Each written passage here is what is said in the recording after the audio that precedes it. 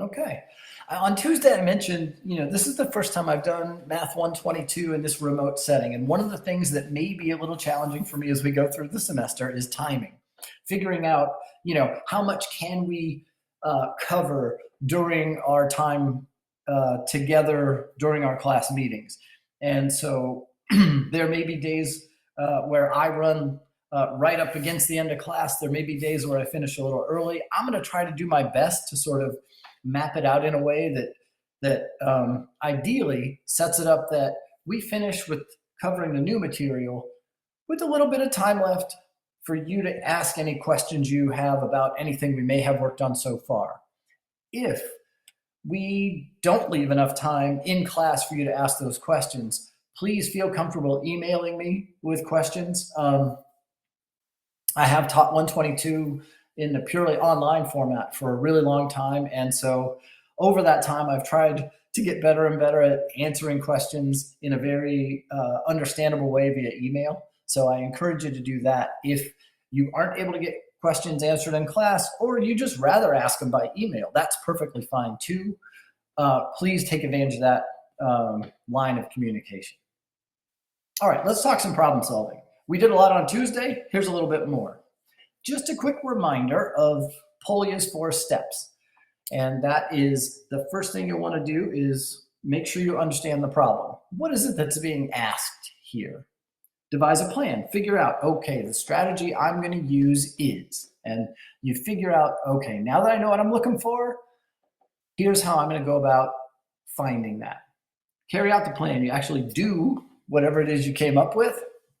And then finally look back and say, does my answer make sense for this particular question? Did I answer the question that I was being asked? That's an important part of the look back. We saw that in the bus problem on Tuesday, where an answer of 7.25 was pretty easy to arrive at, but then a little bit of looking back makes you realize, hey, wait a minute, you can't have 0.25 of a bus, so I guess we're going to have 8 buses. And so that's the look back part, and that's an important piece of the puzzle. All right. Some new problems that we'll look at for today. The first type is a coin problem. A student has 8 coins with a total value of 50 cents. What are the coins? Seems kind of open-ended, seems a little bit hard to wrap your head around. And this is one that there's probably a way to do this with a picture that some of you might come up with, but I wouldn't. And I don't know if there's an algebraic way to really go at this. I think trial and error is a perfectly reasonable way to attack this problem. And my first thought is to look at this and go, well, let's see, 8 coins, 50 cents. I know it's not going to be right out of the gate, but I'm going to say, what if all 8 coins are nickels? If all 8 coins are nickels, then the value of those coins will be, let's see, that's 8 times 5 cents each. That'll be 40 cents. Well, that's not the 50 cents I was after, but it's pretty darn close. So somebody give me an idea of what I could do here it doesn't even have to be the right answer. It could just be a little bit closer. What could I do instead of having 8 nickels? What's something I could do?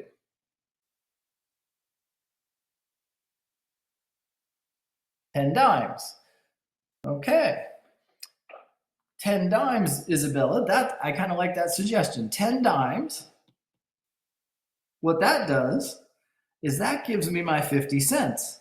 So while the 10 dimes can't be the right answer, because we're only allowed to have 8 coins, that does get me the 50 cents that I'm after. And so that starts to give me a sense, okay, some combination of nickels and dimes should get me 8 coins with 50 cents.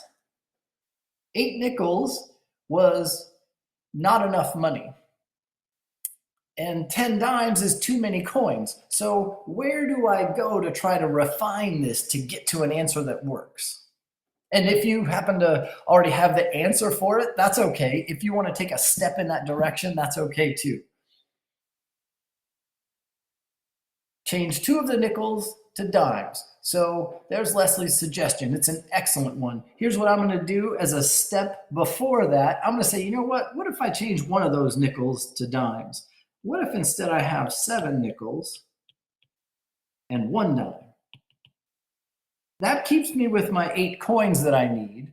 And then that's going to be, let's see, that's 35 cents. And that's 10 cents. Adding that together is 45 cents. So it's still not correct because I need 50, but it's closer.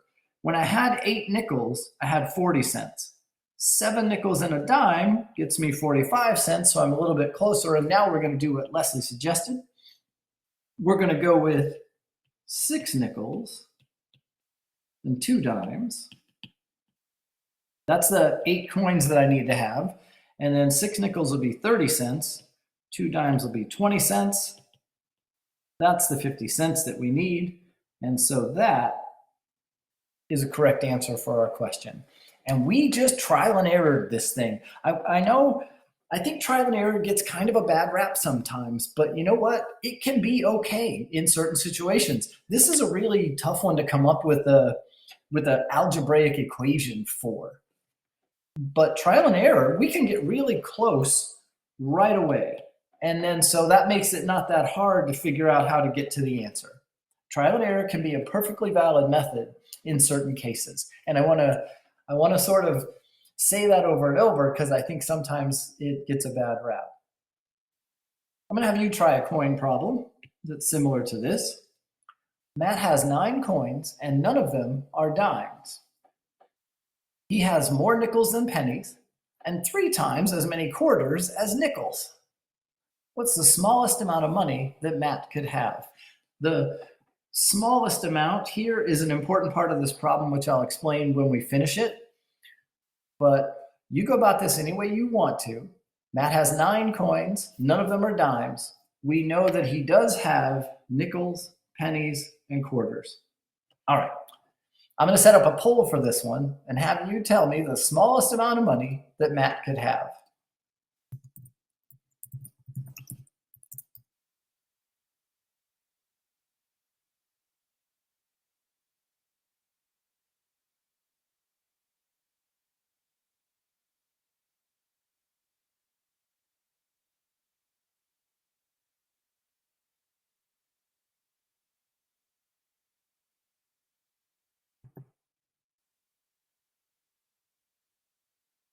And I will say, right out of the gate, just a few minutes into class, this is kind of a challenging problem. But like we did with the last one, we wrote down something just to get us started. What if I make them all nickels? And here, okay, has more nickels and pennies, 3 times as many quarters as nickels. So if I know how many nickels he has, I have to triple that for quarters. And we'll just, you know, try something and see what happens. Don't get locked up into a mindset of, gosh, I don't even know where to begin. Well, you can just try something and see what that does. And then once you try something, that might lead you to a path where you can find the answer. I I don't think this is an easy question, and so I'll say that right away. But I do think you can do it. I'll say that too.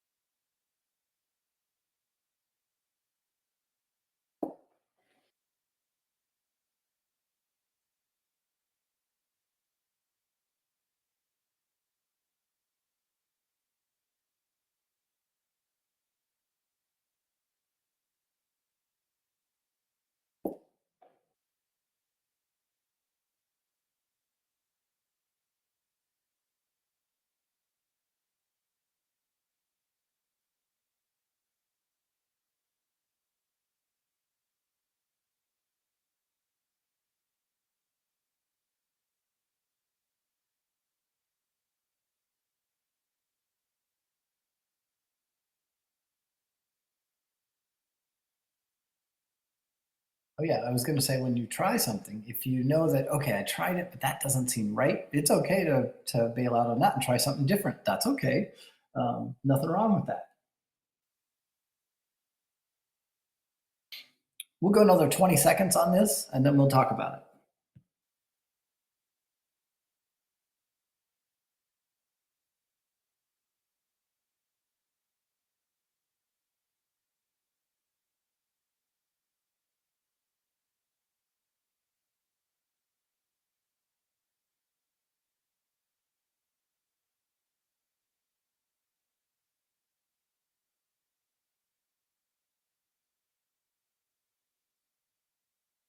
Okay, let's see what our poll looks like. Okay, we have a most common answer, and then a couple others that got a lot of support. So we're spread around on this one. We better be careful as we look through it. Um, so there are several different ways you could go about solving a problem like this. I'm going to pick one, and depending on how this goes, I will certainly ask you for input. And if you have questions you want to ask, make sure you do that too. So as I read this question, he has nickels, pennies, and quarters. He doesn't have any dimes. I'm going to arrange those in order of money, the pennies, the nickels, and the quarters.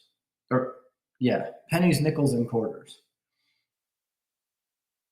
So let's see here. He has more nickels than pennies and 3 times as many quarters as nickels. So I think the way that I start out on this one is well, he has more nickels than pennies. So I'm going to start by establishing how many pennies he has. Let's say he has 1 penny. And I'm just trying this. I don't know if it's going to be the right thing. I'm going to say 1 penny. He has more nickels than he has pennies. Okay, well, then it has to be 2 or bigger. So let's say it's 2. That'll be fine. And then he has 3 times as many quarters as nickels. So if he has 2 nickels, then how many quarters would that mean he has? Y'all can help me out on that one. If he has 2 nickels, how many quarters does he have? 6. Perfect. So let's make sure we met the conditions of the problem. He has more nickels than pennies. Yep, we've got that. And 3 times as many quarters as nickels. Yep. Okay, we've met the conditions of the problem. Let's see how much money he has.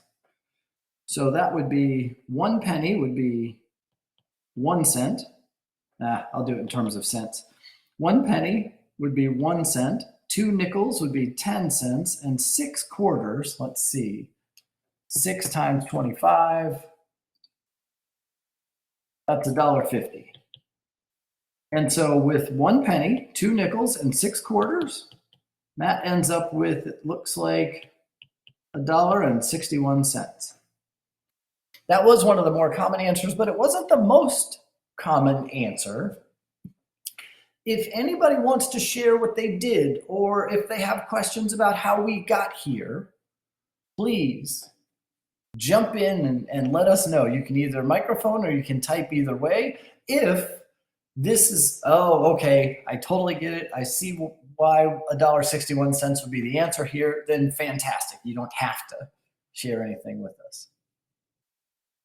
One thing I want to point out is the idea of what is the smallest amount of money that Matt could have. The reason smallest amount needs to be in there is because you might see pennies, nickels, and quarters. And oh no, it says he has 9 coins, so he has to have 9 coins. Never mind. What I was gonna do there, the 9 coins fixes that up. I was gonna say if it didn't say 9 coins, then he could have had 2 pennies, 3 nickels, and 9 quarters, and come up with more money. But the fact that he has 9 coins eliminates that. I've forgotten that I put that in the question. So he has 9 coins. So it's that way.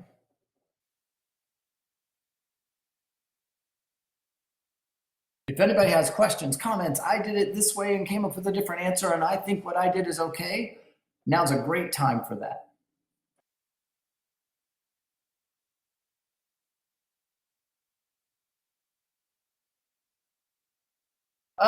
A problem like this one primarily is trial and error. Yeah, Nicole. But trial and error with a strategy. We didn't go into this just hoping to get the right answer.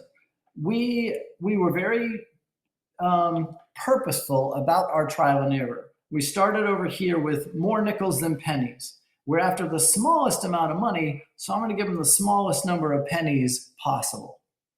And he has to have more nickels than that. Again, I'm after the smallest amount of money. So instead of giving him 3 or 4 or 5 nickels, I'm going to give him the smallest he could possibly have. And then 3 times as many quarters. Okay, I'll triple that, and that's 6. And hey, 6, 7, 8, 9 coins. That's the right number. So now I know I've got the right thing. But so it is trial and error, but it's trial and error with some strategy to it. Different type of problem. A frog is climbing out of a well that is 8 feet deep. The frog climbs up 4 feet per hour, but then has to rest for an hour, during which it slides down 2 feet. During which it slides down 2 feet. How long will it take for the frog to get out of the well? This is another type of question where there's more than one way you can go about it. But I think a lot of cases, if you can, we're going to draw a picture. So we're not going to, this isn't really a trial and error situation. And it could be an algebra question, but I think that might be more complicated than using a picture. So here's a case where using a picture is great. I've got this frog and it's in a well that's 8 feet deep. And if you want to work on this at the same time I am, I think that's great. But basically, here's my approach. He's down at the bottom and he's going to climb up 4 feet per hour and then has to rest, slides down 2 feet. So he's going to climb up 4 feet in hour number 1. Then he has to rest. So during hour number 2, he's going to slide down 2 feet. So now he's at a height of 2 feet and it's been 2 hours. So essentially what we're doing here is we're drawing a picture of him climbing and sliding and keeping track of the number of hours down below. Okay, and at the next hour, he's going to climb up 4 feet, which is going to take him to a height of 6 feet. And so after 3 hours, he's at 6 feet. And if you have something you want to ask about or you see something a little differently, don't hesitate to ask. So now he's at a height of 6 feet after 3 hours. That next hour, he's going to slide down 2 feet and be at a height of what?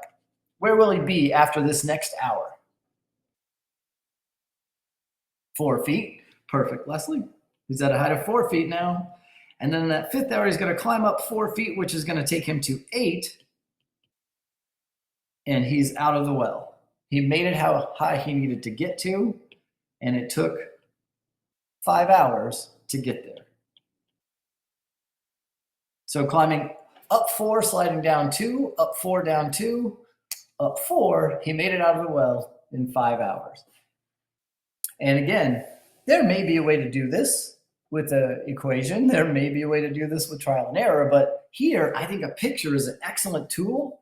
And essentially what we want to do, whether it's algebra, trial and error, a picture, or something else, we want to find the right tool for the job, especially the right tool that works for you. I think a picture is a great approach for these type of questions, and I hope you do too. But if you want to try it differently, that's perfectly fine. Let's have you try one. Frog is climbing out of a well that's 11 feet deep. It climbs up 3 feet per hour, but then has to rest, during which it slides down 1 foot. How long will it take for the frog to get out of the well?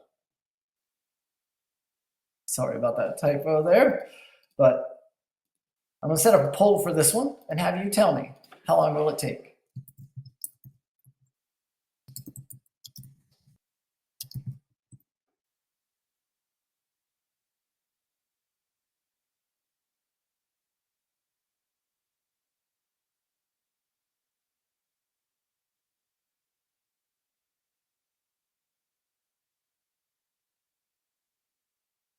Those are all in hours.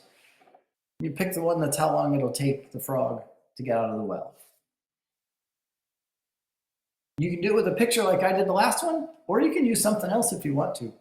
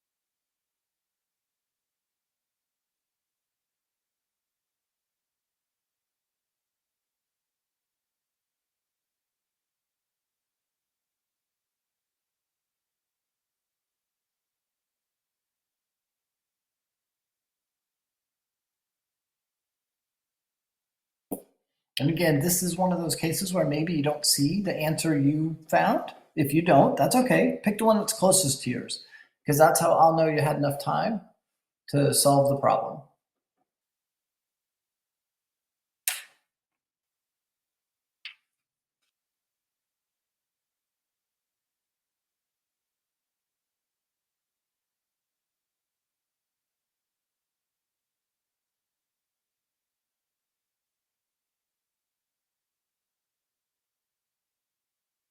We'll go another 15 seconds and then talk it through.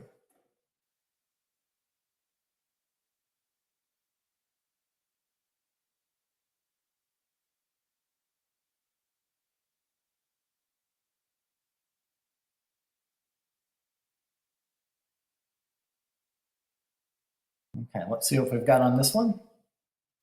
Fantastic. Really strong agreement here. This one's I don't know if easier is necessarily the right word, but this problem is one that we had more success with than the coin one, and that makes sense to me. I think the coin problem's pretty challenging. This one's a little more straightforward.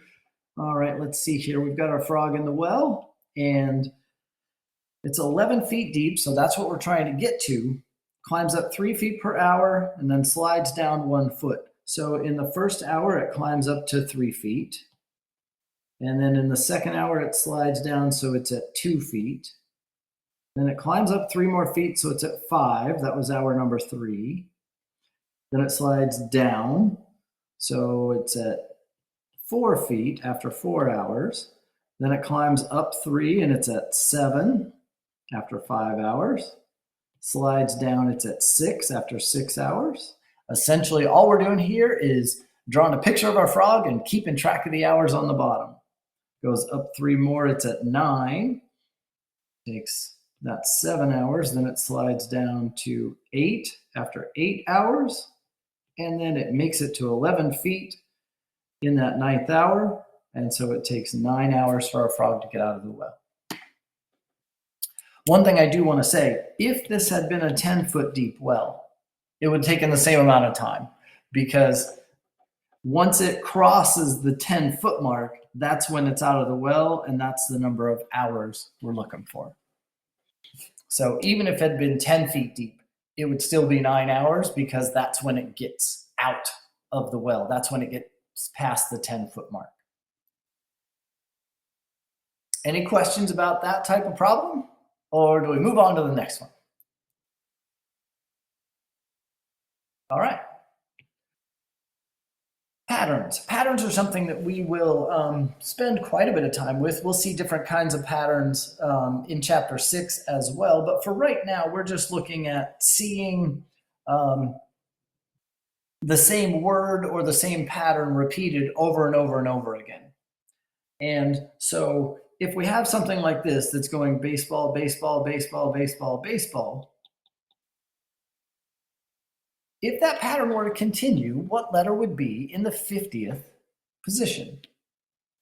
Anybody have an idea of the way I might do this? And there's a couple different ways. How do I find the letter that's in the 50th position? One way is very brute force and obvious, and nothing wrong with that.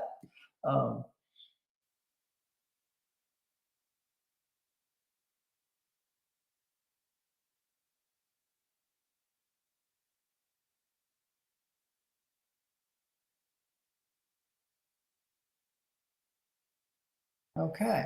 So Courtney says, count the number of letters and divide by 50. I'm gonna refine your language just a little bit there, Courtney, but your idea is great. I love it.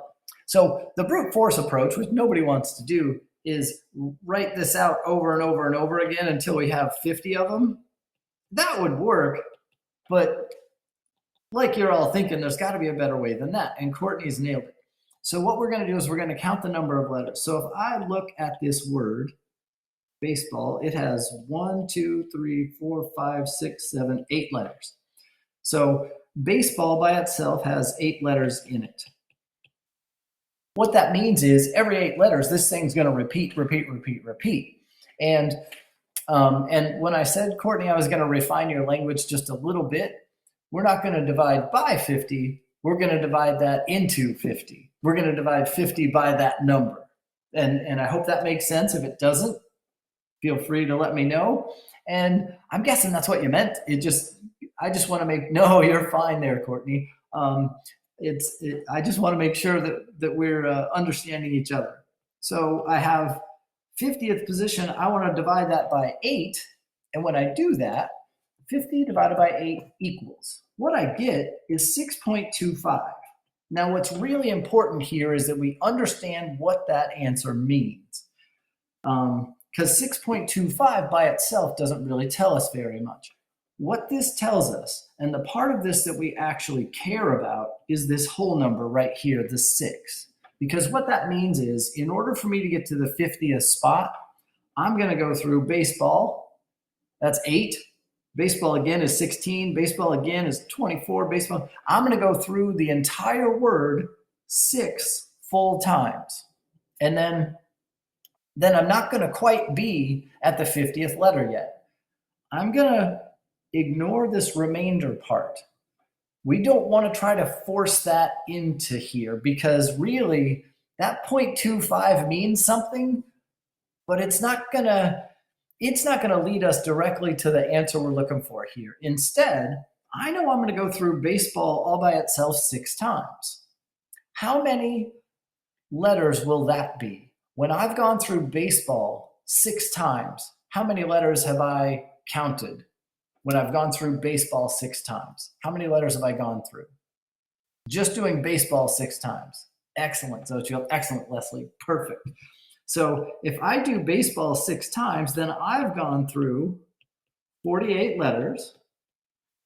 And in order to get to the 50th letter, I need to go 2 more. So what happens here is I've gone through baseball 8 times, and that's 48. And so here's 49, and here is 50. The 50th letter will be an A. And this remainder over here, if you're thinking, well, I don't know, you had 2 letters left, that's 0.25. No, don't try it. Don't do it. It'll really mess you up because you'd round that to 3, and we don't want the 3rd letter. Just use the whole number to tell me this is how many full words I'm going to use. And then after that, I'll just bridge the gap to get to 50. I need 2 more letters. I'll just count those off to get to 50. So don't try to force the the decimal remainder in there because it's not valuable here. It's not useful for us. What is useful for us is the whole number that tells us how many full times to go through the word. And then we can use that to see how many letters we have left. Are there any questions on that before I have you try one like it? Great. If the following pattern continues, what letter will be in the 326th position? You definitely don't want to write baseball out until you get to 326 letters. I'm going to set up a poll for this one, and we'll see what letter is in the 326th position.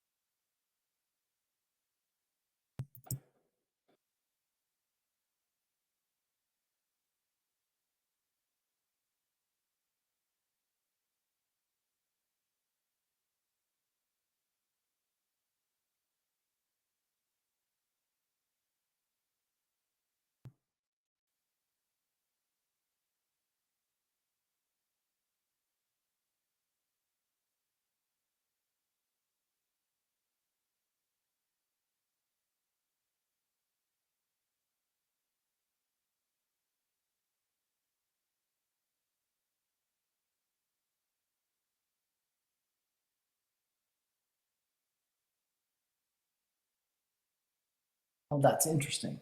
They were lowercase when I typed them, and they're lowercase on the screen, but in the poll they're capital except for the L. That's odd. Anyway.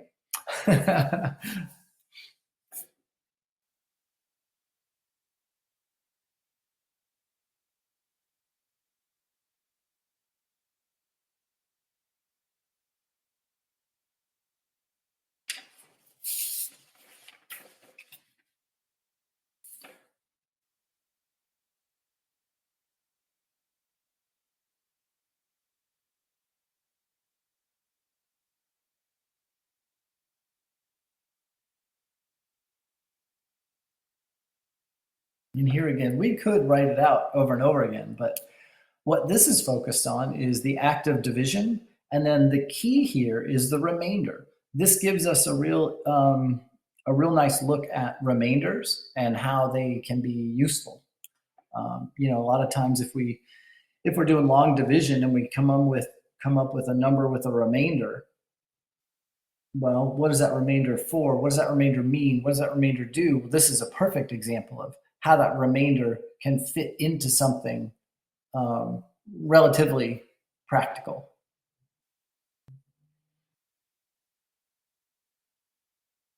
We'll go another 20 seconds on this and then talk about it.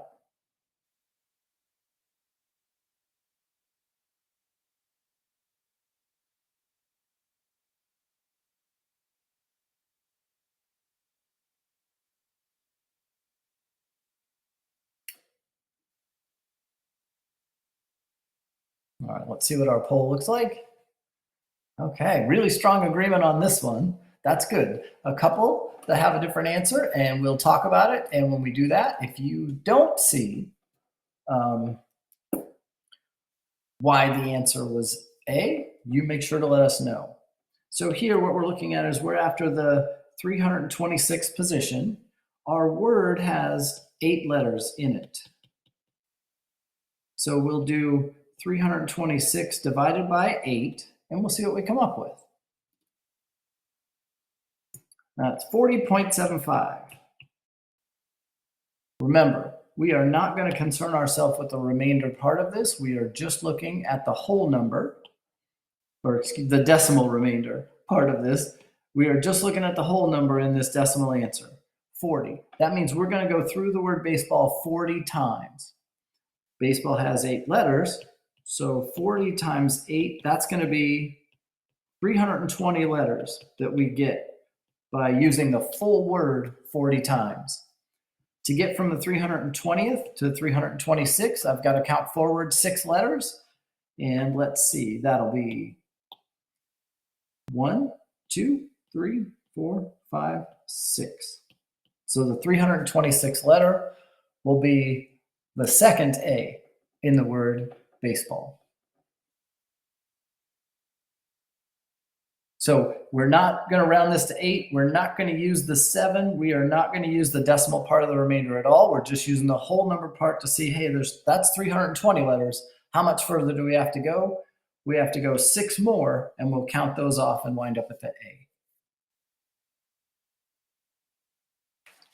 Let me know if you have any questions about that type of question.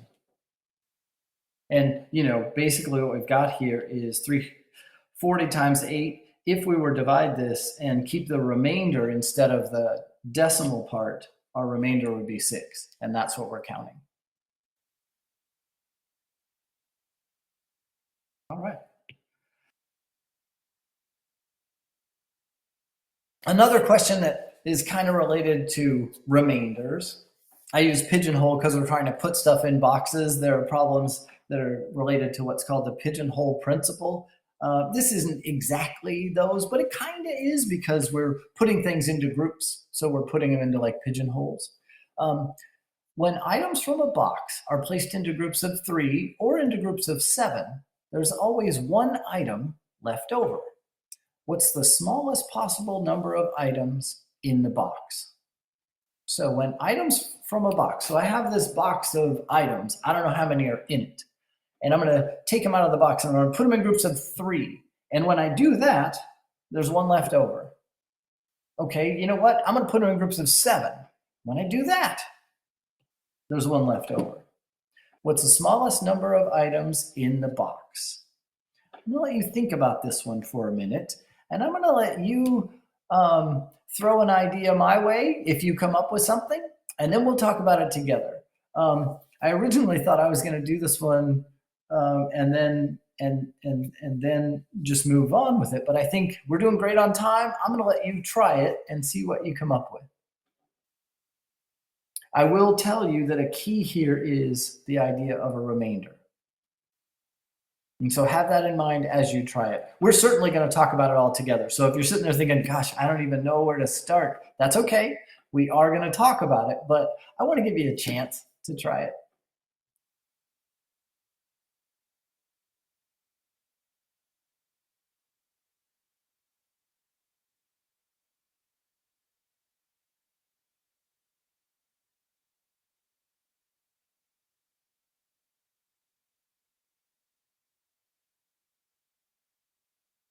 Um, I don't know, Courtney. Throw your answer out there. Then I'll see. Then I'll ask you how you came up with it. 4. Okay. So let's look at an answer of 4. So I have these items in this box, and when I put them in groups of 3, there's one left over. So if I have 4 items and I put them in groups of 3, there's one left over. I would agree with you. But I'm not going to be able to put it into groups of 7. So 4 is not enough to be a correct answer here because I would never be able to make a group of 7 out of those 4 items. So 4 is too small. It works for the 3, but it didn't work for the 7. Okay, 11. Let's take a look at that, Leslie. Let's take a look at 11 and see how it works. So 11, if I put those in groups of 3, I'll have 3 plus 3 more plus 3 more, that's 9, and then I have 2 left over. And my group of 11, if I were to put those in groups of 7, I would have 7 and I would have 4 left over. So remember, every time I do this, I want to just have 1 left over. So that 11 didn't work because my groups of 3 didn't have 1 left over, they had 2. And my groups of 7 didn't have 1 left over, it had 4. All right, Gwendolyn says 15, and Bashwa says 8. I like that 8 very much. I like the 15 very much. Let's investigate that. Let's look at 15. So the 15, if I have groups of 7, 7 plus 7, that's 14. There's 1 left over. It worked for the 7s.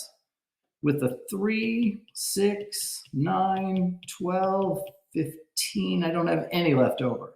So Gwendolyn is really close. It worked with the 7s, but it didn't work with the 3s.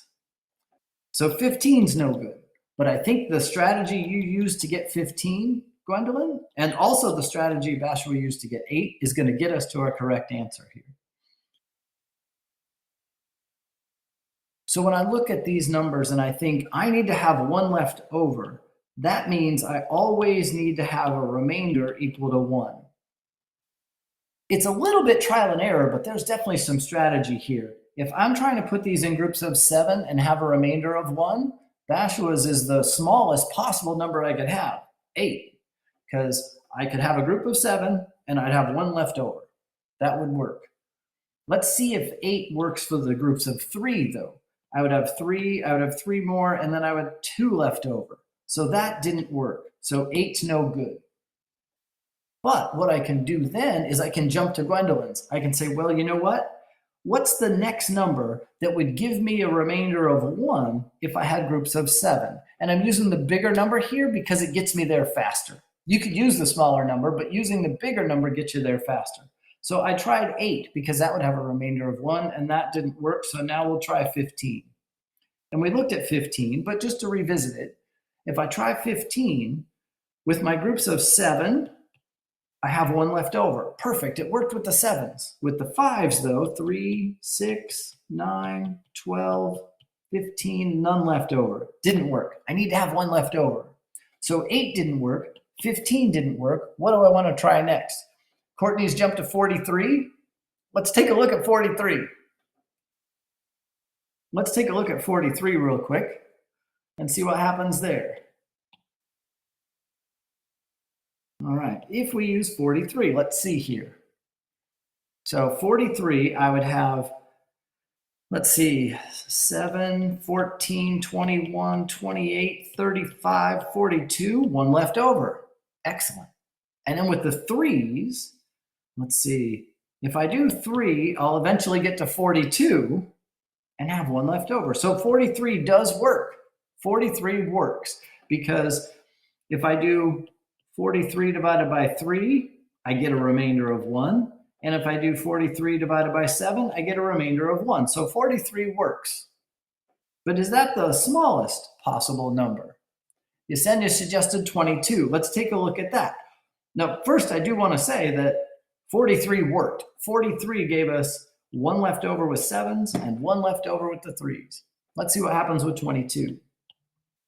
7, 14, 21, one left over, and 3, 6, 9, 12, 15, 18, 21, one left over. So 22 with the sevens had one left over, and with the threes had one left over. 22 is the smallest possible number of items in the box. Is there trial and error involved here? You bet there is, but very strategic. We were looking at what's going to give me a remainder of 1 when I have these groups. And if we use the bigger number, we'll find that number faster. So we tried 8. It didn't work. Okay, what's the next number that would have a remainder of 1? If we're using 7, 15 would be. Now that didn't work. What's the next number that would have a remainder of 1? Well, let's see.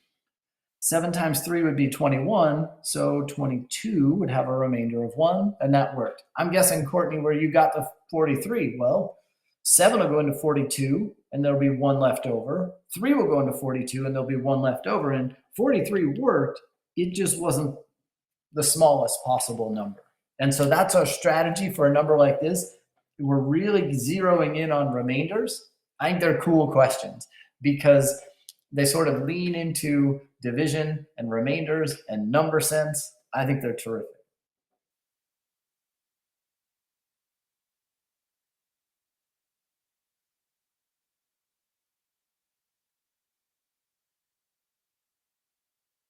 You could try to figure it out with their factors. Really, what you're looking at, Nicole, is the multiples more than the factors. Because if we look at the multiples of 7, that would be 7, 14, 21, 28, and that would keep going. And then the multiples of 3 would be 3, 6, 9, 12, 15, and that would keep going. And what we're looking for, oh, great, perfect. Again, refining our language is something that we'll do over the course of the next few months, and it's totally fine. That's good. Yeah, I'm looking at the multiples of 7, and then I'm kind of looking at the multiples of 3, and what I need is where I'm 1 bigger than each of those, right? And eventually when I get to 18, 21 down here, I can see, well, 1 bigger doesn't match here. It doesn't match here. It doesn't match, but here's where it matches. They both have a 21, so 1 bigger, 22 would do that. That's how it would get that done. Yeah. And so trial and error with some strategy involved. Same thing we did with the coins. Trial and error with some strategy. Okay, one more type of question I want to look at today is another sort of pigeonhole type question, a remainder type question. A classic car show has 4 entries and 81 people will vote to select a winner. What's the smallest number of votes possible for a car to be declared the winner? Now, at first glance, you might think, well, if 81 people are voting, then you need more than half the votes to win, so you need 41 to be the winner. Well, hold on a minute, though. You don't really need 41 votes to be the winner because there's 4 cars in here. We have 4 cars in this contest. And with 4 cars in the contest, those votes are going to be spread amongst all 4 cars. So we need the smallest number of votes possible to be declared the winner. I am going to have you practice one of these and set up a poll for it, but for right now, I just want to give you a chance to try this, see what you come up with, let me know how you got there, and we'll talk about it. Kind of the same thing we do at the last one. If you want to try to figure out what's the smallest number of votes a car could have and be the winner, what would that be? So, obviously you got 81 votes, you're the winner, and 41 votes, you're the winner, but what's the smallest number of votes you could have and be the winner? And again, I will admit that some of these questions are a little bit challenging. Approach them like puzzles to solve. Social says 21. I like that answer very much. How did you get it? and I know it's not always easy to type that out, but I'll try to piece together whatever it is you throw our way.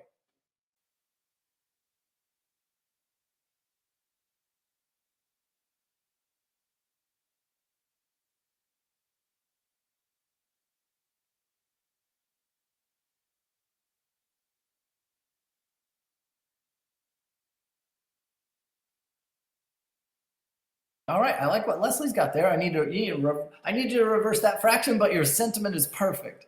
Divided 81 bytes by and added an extra vote to win. That is wow, excellent, Sochel. That is very well said.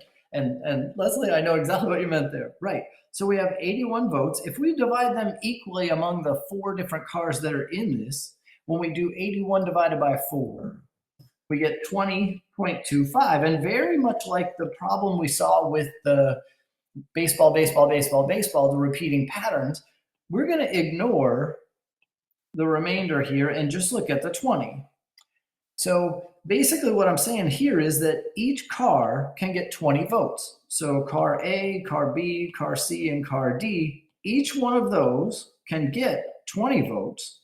And then I step back and I say, oh, how many votes are left over? Well, that takes care of 20, 40, 60, 80 of the votes. So there's 1 vote left over. And if we give that 1 vote to car A, then car A is our winner, and that's the smallest possible number of votes you could win with. The smallest possible number of votes you could be the winner is if you had 21 votes. Because if you didn't have 21 votes, it could be a 4-way tie. But if somebody has 21, then we know they're our winner. Great work on that one. Very good. And again, notice this is about the remainder. When we did 81 divided by 4, we got 20 with a remainder of 1, and that remaining 1 vote, that's what made one of our cars our winner. Let me know if you have questions about that before I have you try one. The one I have you try is just a tiny bit more complicated, but I think you're going to do great. Here goes. A classic car show has 6 entries, and 200 people will vote to select the winner. What's the smallest number of votes possible for a car to be declared the winner? I'm going to set up a poll for this one, and I'll give you a little time on this one. It's a little more involved. But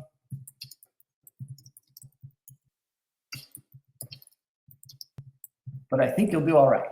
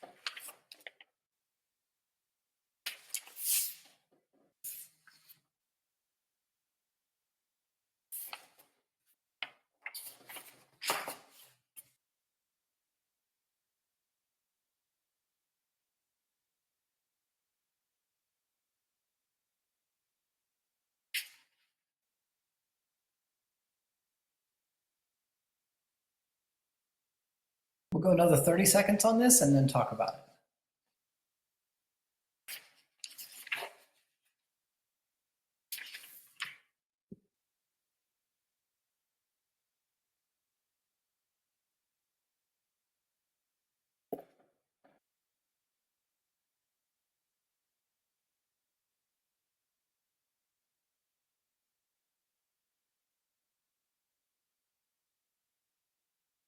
See where we are. Okay, this doesn't happen that often where pretty much got an even split with a couple of other answers. Okay, interesting. Nobody put 101, so that's good. So let's take a look at this one and see how we might uh, arrive at one of those answers rather than the other. So my guess is the first thing that you would have done was said, well, there's 6 entries and 200 people, so we're going to divide. You don't have to do this, but I'm going to go ahead and list the cars out as A, B, C, D, E, F. There's my 6 cars. And I have 200 entries. And I'm going to divide by 6 to see what would happen if I give everybody the same number of votes. So this is really close. We're pointing towards a tie. It's 33.333. And that keeps going. As you've seen in a few problems, we're going to ignore this decimal remainder, and we're just going to focus on that 33 over there. And so one thing we know for sure is right out of the gate, there's enough votes for everybody to get 33.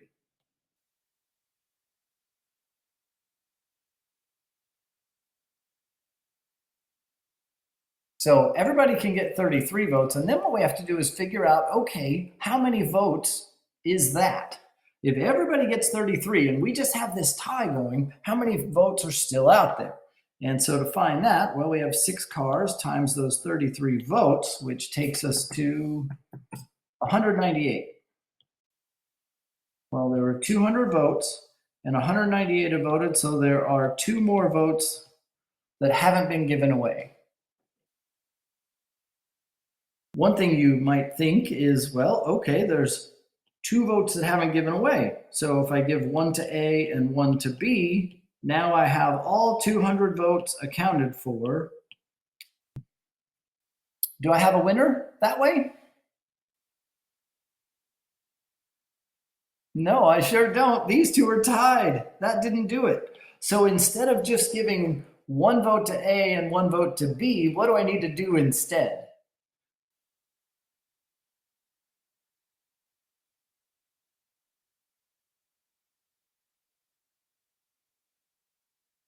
Very good. Michaela, Nicole, you've got it perfect. It doesn't necessarily have to be A, but that's kind of how we identified our winner or whoever. Perfect, Nicole. Great. Excellent. But these two votes have to go to the same car, because if I spread those 2 votes among 2 different cars, now I still have a tie. So both of those votes have to go to the same car. And if I do that, that's how I'll have a winner. And so with 6 entries and 200 votes, the smallest possible number of votes for a car to win is 35, because those 2 extra votes both have to go to the same car. Otherwise, we'd still have a tie.